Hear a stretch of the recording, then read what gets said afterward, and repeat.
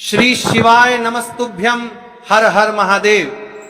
दोस्तों, आप सभी लोग जानते हैं कि आज 21 नवंबर 2025 यानी शनिवार है और आज के दिन को पड़ रही है मार्गशीर्ष महीने की द्वितीय तिथि। और दोस्तों, ये वह तिथि है जो मार्गशीर्ष महीने में पड़ने वाली सबसे बड़ी तिथि है। द्वितीय तिथि का सबसे बड़ा महत्व होता है और पूज्य गुरु जी ने कहा है, अगर कभी भी मौका लग जाए और मार्गशीर्ष महीने की द्वितीय तिथि शनिवार को पड़ जाए तो आप लोगों को तुलसी लकड़ी दीपक वाला उपाय तो अवश्य ही करना चाहिए और इन दोनों का संयोग बहुत ही कम आता है। और दोस्तों, पूज्य गुरु जी ने अपनी शिव महापुराण की कथा में बताया है, इस दिन आपको प्रदोष काल में एक तुलसी लकड़ी दीपक वाला उपाय अवश्य ही करना चाहिए, क्योंकि ऐसा दिन पूरे साल में सिर्फ एक ही बार आता है। और दोस्तों, आप सभी लोग जानते हो कि शनिवार का अगर सबसे बड़ा कोई उपाय है तो वह 5:45 से 6:45 के बीच जाने की प्रदोष काल में तुलसी लकड़ी दीपक वाला उपाय। तो दोस्तों, इस शनिवार के दिन आप लोगों को एक चुटकी हल्दी वाला उपाय को जरूर करना है। बहुत सारे लोग होंगे जिन लोगों ने इस उपाय को ना किया हो, मतलब पूरा साल निकल गया और उन्होंने किसी भी दिन प्रदोष काल में एक चुटकी हल्दी वाला उपाय को ना किया हो। पर दोस्तों, आपके पास एक आखिरी मौका बचा हुआ है जो कि 21 नवंबर के दिन है। तो इस दिन आप लोगों को इस वाले उपाय को जरूर कर लेना है। भले ही आपने पूरे साल भर इस उपाय को ना किया हो, पर अगर आपने इस मार्गशीर्ष महीने में पड़ने वाली द्वितीय तिथि के दिन अगर इस वाले उपाय को कर लिया तो आपको इस उपाय को करने का वह फल मिलेगा जिसकी आपने कभी कल्पना भी नहीं करी होगी। इसीलिए आप लोग इस वाले उपाय को एक बार जरूर कर लेना, ताकि आप लोगों के हाथ से यह मौका ना जा सके और आपको इस उपाय को करने का फल मिल सके। दोस्तों, ये उपाय पंडित जी ने अपनी अभी की ही शिव महापुराण की कथा में बताया है, जिस उपाय को आज हम आपको बहुत अच्छे से समझाने वाले हैं। इस वीडियो को देखने के बाद इस उपाय को समझने के लिए आपको कोई और वीडियो को देखने की जरूरत नहीं पड़ेगी। तो चलिए दोस्तों, उपाय को शुरू करते हैं। देखिए, इस मार्गशीर्ष महीने के शनिवार आज के दिन ये इतना खास होता है, इतना महत्वपूर्ण होता है। देखा गया है कभी कभी बड़े बड़े पूजा पाठ अनुष्ठान से जो मनोकामना पूर्ण नहीं होते, वह इस मार्गशीर्ष महीने के शनिवार की द्वितीय तिथि के दिन एक छोटे से उपाय करने से ही आपकी मनोकामना पूर्ण हो जाती है। और बहुत सारे लोगों ने इस उपाय को किया भी है और उनको इस उपाय को करने का फल भी जरूर मिला है। अगर आप लोग भी इस उपाय को शनिवार द्वितीय तिथि के दिन करना चाहते हैं तो आप इस उपाय को पहले अच्छे से समझ लेना, सुन लेना, उसके बाद करना। आपको इस उपाय का फल जरूर मिलेगा और इस उपाय को कर लेने से आपके घर में चाहे किसी भी प्रकार की दुख और समस्या क्यों ना चल रही हो, आपको उसका कारण भी नहीं पता है कि भाई यह समस्या किस कारण से चल रही है। उसका कुछ भी कारण हो सकता है, जैसे पितृदोष हो सकता है या किसी भी तरह का मंगल दोष भी हो सकता है। तो इस दिन आप लोगों को यह वाला उपाय कर लेना है। यह एक ऐसा उपाय है जिस उपाय को अगर किसी विशेष दिन पर किया जाए तो भाई उस विशेष दिन का जो है वह तो हमें मिलता ही मिलता है, पर हमने उस दिन पर इस उपाय को किया है तो हमें उससे भी बड़ा फल मिलता है और फल बहुत जल्दी मिलता है। श्री शिवाय नमस्तुभ्यम। भक्तों, आज की इस पवित्र वीडियो में आप सभी का स्वागत है। मार्गशीर्ष मास का पावन समय चल रहा है और इस मास की जो दिव्यता है, जो ऊर्जा है, जो आध्यात्मिक शक्ति है, वह पूरे वर्ष में बहुत कम तिथियों पर देखने को मिलती है। और इस समय जब शनिवार का दिन पड़ जाए और उसके साथ द्वितीय तिथि का संयोग बन जाए तो समझ लीजिए कि यह योग आपके जीवन में किसी महा आशीर्वाद से कम नहीं होता। भक्तों, यदि आपके जीवन में कष्ट हैं, रुकावटें हैं, बार बार बनते काम बिगड़ जाते हैं, लक्ष्मी का ठहराव नहीं है, घर में अनावश्यक तनाव, क्लेश, चिंता, आर्थिक परेशानी, बीमारी, बदकिस्मती, कोई न कोई दुख बने हुए हैं, तो यह तिथि आपके लिए ही बनी है। और इस दिन किया जाने वाला तुलसी की लकड़ी वाले दीपक का यह एकमात्र उपाय आपके जीवन की दिशा बदल सकता है। यह उपाय इतना शक्तिशाली है कि कहते हैं जिसने मार्गशीर्ष के शनिवार और द्वितीया के दिन इसे पूरी निष्ठा से किया, उसके जीवन में सुख, संपत्ति, धन धान्य और शांति अपने आप प्रवेश कर जाती है।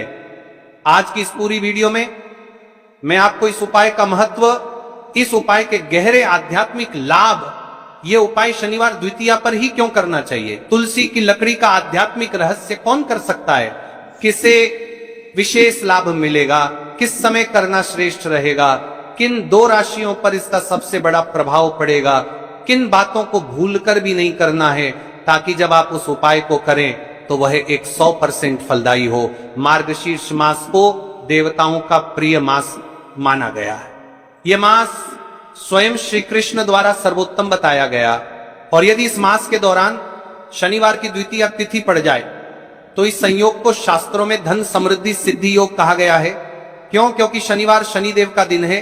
शनिदेव न्याय के देवता हैं, कर्मों का फल देते हैं, और द्वितीय तिथि मान लक्ष्मी के आगमन की तिथि मानी गई है। जब ये दोनों एक साथ होते हैं तो ये योग ऐसा बनता है कि शनिदेव बाधाओं को हटाते हैं और मां लक्ष्मी सुख समृद्धि का प्रवेश कराती हैं। और इसी दिन किया जाने वाला तुलसी की लकड़ी वाले दीपक का उपाय शनि और लक्ष्मी दोनों की कृपा को एक साथ आकर्षित करता है। भक्तों, ये वही दिन है जब आपका रुका हुआ धन लौट सकता है, घर में पैसा टिक सकता है, व्यापार में अचानक तेजी आ सकती है, रिश्तों में मिठास आ सकती है। तो चलिए सबसे पहले हम जान लेते हैं तुलसी लकड़ी दीपक के उपाय के बारे में। तो चलिए महाराज जी, अब चलते हैं उस विशेष उपाय की तरफ जो आपको कल इस विशेष तिथि पर करना है। और इस विशेष पावन पर्व पर हम जिस उपाय की चर्चा करने जा रहे हैं वह अत्यंत ही दुर्लभ और शक्तिशाली है। यह उपाय न केवल भक्त की मनोकामनाओं को पूर्ण करता है बल्कि उसके जीवन के समस्त कष्टों का निवारण भी करता है। उपाय की सामग्री देखिए महाराज, मात्र तुलसी की लकड़ी से बना दीपक, 11 चावल के दाने और 1 चुटकी हल्दी। ये तीनों वस्तुएं देखने में सामान्य प्रतीत होती हैं, परंतु इनका महत्व और शक्ति अद्भुत है। जब इन्हें सही विधि से सच्चे मन और श्रद्धा के साथ शिव मंदिर में प्रयोग किया जाता है तब ये उपाय अलौकिक परिणाम प्रदान करता है। तो देखिए, तुलसी की लकड़ी का दीपक, 11 चावल के दाने और 1 चुटकी हल्दी। तो सबसे पहले आपको हम दीपक के बारे में बताते हैं। तुलसी की लकड़ी का दीपक, तुलसी माता का वर्णन शास्त्रों में अत्यंत पवित्र माना गया है। तुलसी के बिना कोई भी पूजन अधूरा है।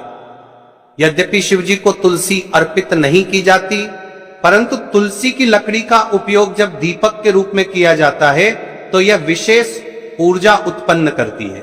देखिए महाराज जी, अब हम बात कर लेते हैं सबसे पहले उपाय के बारे में। तो देखिए, तुलसी की लकड़ी का दीपक, 11 चावल के दाने और 1 चुटकी हल्दी। तो सबसे पहले आपको हम दीपक के बारे में बताते हैं। तुलसी की लकड़ी का दीपक, तुलसी माता का वर्णन शास्त्रों में अत्यंत पवित्र माना गया है। तुलसी के बिना कोई भी पूजन अधूरा है। यद्यपि शिवजी को तुलसी अर्पित नहीं की जाती, परंतु तुलसी की लकड़ी का उपयोग जब दीपक के रूप में किया जाता है तो यह विशेष ऊर्जा उत्पन्न करती। यह दीपक भक्त की मनोकामना पूरी करने में सहायक होता है। अब देखिए महाराज जी, 11 चावल के दाने का महत्व जानिए। चावल शुद्धता और समर्पण का प्रतीक है। हर दाना अखंडता और पूर्णता का द्योतक है। जब 11 चावल शिवलिंग पर अर्पित किए जाते हैं तो ये 11 इंद्रियों का नियंत्रण और शुद्धिकरण करता है। मात्र 1 चुटकी हल्दी, 1 चुटकी हल्दी, हल्दी मां भगवती का प्रिय है और यह सौभाग्य, आयुर्वेद और पवित्रता का प्रतीक है। शास्त्रों में कहा गया है कि जहां हल्दी का प्रयोग होता है वहां मां लक्ष्मी का वास होता है। इसलिए जब इस हल्दी का प्रयोग शिव मंदिर में किया जाता है तो यह शिव, शक्ति और लक्ष्मी दोनों की कृपा प्रदान करता है। कई सारे लोग प्रश्न करेंगे कि महाराज जी, ना ही शिव जी को तुलसी समर्पित कर सकते हैं और ना ही इस उपाय को किया जाता है। तो देखिए, इस उपाय को आपको शिव मंदिर की चौखट पर करना है। ये जो दीपक हम प्रज्वलित करेंगे ये शिव मंदिर की चौखट पर करेंगे। तुलसी का संबंध आध्यात्मिक शांति, मानसिक स्थिरता और रोगनाश से है। जब तुलसी की लकड़ी का दीपक जलता है तो घर या मंदिर के आसपास की नकारात्मकता तुरंत दूर हो जाती है। तो देखिए महाराज जी, आपको इस तुलसी की लकड़ी के दीपक के बारे में हम आपको सबसे पहले बताते हैं। हालांकि आपके तीनों उपाय को साथ में ही करना है, लेकिन सबसे पहले और प्रथम तुलसी की लकड़ी का दीपक। तो देखिए, तुलसी की लकड़ी प्राप्त करना, यदि घर में तुलसी का पौधा है तो उसकी जड़ के पास की नरम लकड़ी लेनी है। यदि घर में तुलसी का पौधा नहीं है तो बाजार से भी तुलसी की लकड़ी खरीदी जा सकती है। कई सारे घरों में तुलसी का वृक्ष नहीं होता है, तो आप ये भी कर सकते हैं। ध्यान रहे, यदि आप किसी और के घर से ले रहे हैं तो उसे दक्षिणा अवश्य दें। बिना दक्षिणा के तुलसी लेना अशुभ माना जाता है। लकड़ी को तैयार करना, तुलसी की लकड़ी को छोटे टुकड़े में काटकर उसकी बत्ती बनानी है, उस बत्ती पर कपास रुई लपेटना है ताकि वह दीपक में ठीक से जल सके। अब यहां पर महाराज जी कई सारे लोग प्रश्न करते हैं कि दीपक हमें आटे का लेना है या फिर हमें दीपक मिट्टी का लेना है। तो देखिए, आपको मिट्टी का दीपक का प्रयोग करना है क्योंकि हम तुलसी के लकड़ी के दीपक वाला उपाय कर रहे हैं। ठीक है, दीपक केवल मिट्टी का होना चाहिए, पीतल, कांसे या किसी और धातु का दीपक इस उपाय में उपयोग नहीं करना। मिट्टी का दीपक धरती तत्व का प्रतिनिधित्व करता है और यह शिव पूजन में सबसे उत्तम माना जाता है। अब देखिए महाराज जी, हमें तेल का किस प्रकार प्रयोग करना है। तो देखिए, तेल का प्रयोग इस दीपक में तिल का तेल या घी का प्रयोग करें। तिल का तेल पापों का नाश करता है और घी समृद्धि व शांति का वास कराता है। अब कई सारे लोग प्रश्न करते हैं कि महाराज जी, आपने हमें यह तो बताया ही नहीं कि कितने दीपक का उपाय करना है, आखिर दीपक कितने बने हैं। तो देखिए, कितने दीपक जलाने चाहिए। यदि समस्या बहुत बड़ी है, जीवन में गहरा संकट है, तो 5 दीपक जलाने चाहिए। यदि सामान्य कामना है तो 1 दीपक भी पर्याप्त है। हर दीपक जलाते समय यह भावना रखें कि हे भोलेनाथ, यह दीपक मेरी अंधकारमय जीवन राह को प्रकाशमय करे। जेके महाराज जी, तुलसी के लकड़ी के दीपक वाला उपाय है, यह कोई साधारण उपाय नहीं है। तो आपको क्या सावधानी बरतनी है। दीपक को शिवलिंग पर प्रत्यक्ष रूप से न रखें, इसे मंदिर की चौखट पर या बनाए गए स्वस्तिक पर रखें। दीपक जलाते समय मन में शुद्ध भाव होना चाहिए। दीपक बुझने के बाद उसकी राख को पवित्र स्थान पर ही विसर्जित करें।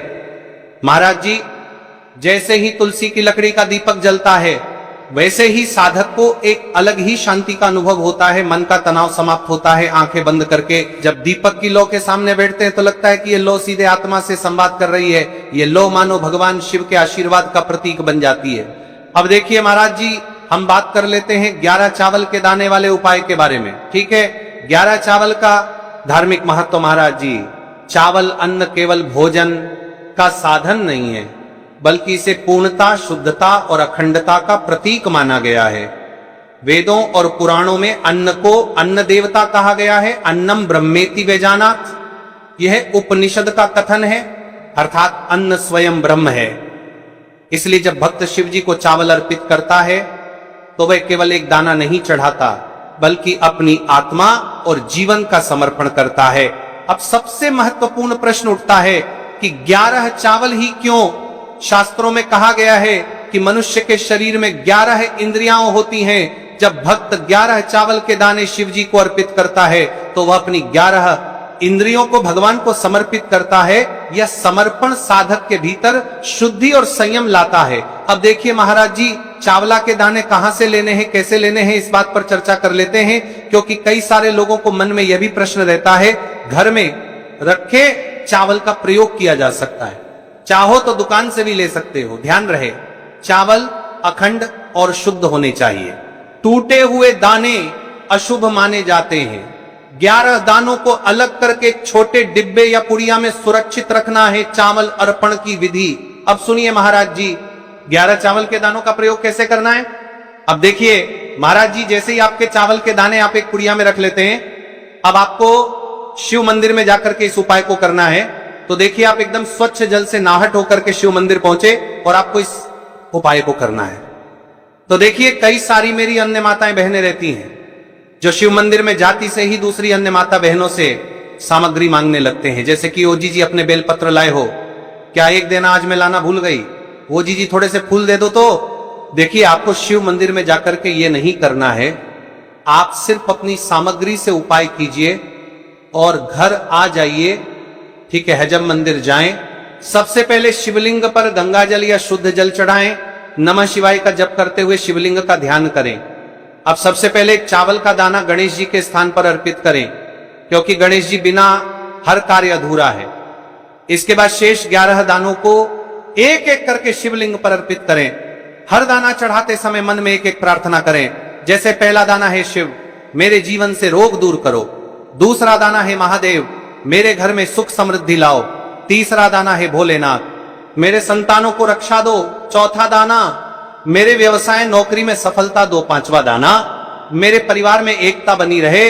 इसी तरह हर दाने पर अपनी मनोकामना रखनी है, भावनाओं की शक्ति। महाराज जी, ये ध्यान रखना बहुत जरूरी है कि चावल अर्पण करते समय मन शुद्ध होना चाहिए। अगर चावल चढ़ाते समय मन में संदेह होगा तो उपाय फल नहीं देगा, लेकिन यदि दानों को अर्पित करते समय हृदय से प्रार्थना होगी तो भगवान शिव तुरंत सुनेंगे। चावल का आध्यात्मिक प्रभाव, चावल का रंग सफेद है, यह शांति और पवित्रता का प्रतीक है। जब सफेद चावल शिवलिंग पर चढ़ाए जाते हैं तो यह साधक के जीवन से अज्ञान और अशांति को मिटाकर ज्ञान और सुख प्रदान करता है। 11 दाने सामूहिक रूप से पूर्णता का भाव लाते हैं। प्रत्येक दाना चढ़ाते समय यह मंत्र बोल सकते हैं, ओम त्र्यंबकम यजामहे सुगंधिम पुष्टिवर्धनम उर्वारुकमिव बंधनान मृत्योर्मुक्षीये मामृता, या केवल ओम नमः शिवाय का जाप भी पर्याप्त है। उपाय करते समय अनुभव, जब भक्त एक एक चावल का दाना अर्पित करता है तो वह अनुभव करता है कि उसका हर बोझ, हर कष्ट शिव जी को सौंप रहा है। हर दाना एक प्रतीक है दुख का बोझ हटाने का और सुख का द्वार खोलने का। अब देखिए महाराज जी, हम बात कर लेते हैं एक चुटकी है हल्दी के बारे में, यानी एक चुटकी हल्दी के उपाय के बारे में। तो देखिए हल्दी का धार्मिक महत्व। महाराज जी, हल्दी केवल रसोई की सामग्री नहीं है, यह भारतीय संस्कृति, आयुर्वेद और अध्यात्म तीनों का अभिन्न अंग है। हल्दी को संस्कृत में हरिद्रा कहा गया है। हरिद्रा शब्द का अर्थ है जो हर ले, रोग और अशुभता को दूर कर दे। शास्त्रों और पुराणों में हल्दी को मां लक्ष्मी का स्वरूप माना गया है। जहां हल्दी होती है वहां समृद्धि, सौभाग्य और सकारात्मक ऊर्जा का वास होता है। शादी, ब्याह जैसे मंगल कार्यों में हल्दी का प्रयोग इसी कारण होता है। हल्दी को सर्वरोगनाशिनी कहा जाता है। यह शरीर की प्रतिरोधक क्षमता बढ़ाती है, मन को शुद्ध और शांत करती है और रोग शोक को दूर करती है। आध्यात्मिक दृष्टि से हल्दी साधक के आभा मंडल को स्वर्णिम प्रकाश से भर देती है, और जब कोई व्यक्ति इस हल्दी वाले उपाय को करता है तो उसके जीवन से परेशानियां भी समाप्त होती हैं और मनोकामना भी पूर्ण होती है। जो मनोकामना बड़े बड़े पूजा पाठ में अनुष्ठान से पूर्ण नहीं होती, वह मंत्र इन उपायों से पूर्ण हो जाती है। क्यों? केवल एक चुटकी हल्दी। अब प्रश्न उठता है, केवल एक चुटकी ही क्यों? एक चुटकी का अर्थ है संकल्प और विश्वास। उपाय में परिमाण नहीं बल्कि भावना देखी जाती है। छोटी सी मात्रा में भी हल्दी अपार शक्ति प्रदान करती है यदि उसे श्रद्धा से अर्पित किया जाए। उपाय का श्रेष्ठ समय, शास्त्रों में प्रत्येक उपाय का समय विशेष महत्व रखता है। इस दीपक और हल्दी चावल के उपाय को करने के 2 मुख्य समय बताए गए हैं। देखिए महाराज जी, अब बात कर लेते हैं इन उपायों को आपको एक साथ में करना है, और हां, इन उपायों को आपको किस समय करना है? सुबह के समय करना है या प्रदोष काल के समय करना है, या फिर